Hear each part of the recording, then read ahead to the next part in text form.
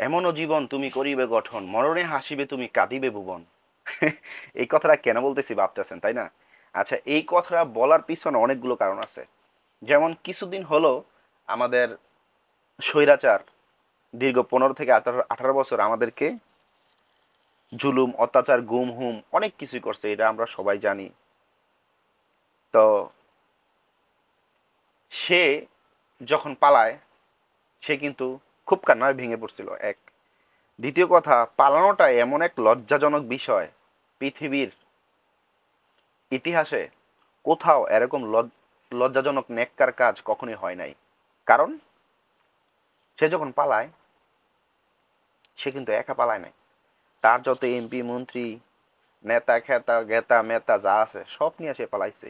এই জন্যই বলি, মেরে ভাই ও মেরে বুজুর্গ, এমনও জীবন তুমি করিবে গঠন, মরণে হাসিবে তুমি কাঁদিবে ভুবন। যে তোমার জন্য তুমি যেই আসো না কেন, পরবর্তীতে যেই আসো না কেন, তুমি এমন জীবন করো, এমন ভাবে সাজাও তোমাকে, যাতে তোমার জন্য গোটা পৃথিবী আফসোস করে এবং কাঁদে এবং দোয়া করে। মুনাজাতে, তাহাজ্জতে তোমার জন্য দুফোঁটা চোখের পানি ফেলে। সেই জন্য সর্বদাই সবসময় সবার সাথে ভালো ব্যবহার, উত্তম আচরণ করা উচিত। কাউকে শত্রু ভাবা উচিত না।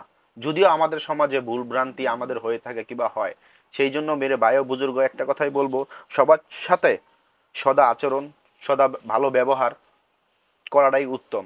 কাউকে কথার দ্বারায়, ব্যবহার দ্বারায়, কোনো কিছু দ্বারায় আমরা কাউকে কষ্ট দেব না। ভালো থাকবেন। আসসালামু আলাইকুম রহমতুল্লাহি ওয়া বারাকাতুহু।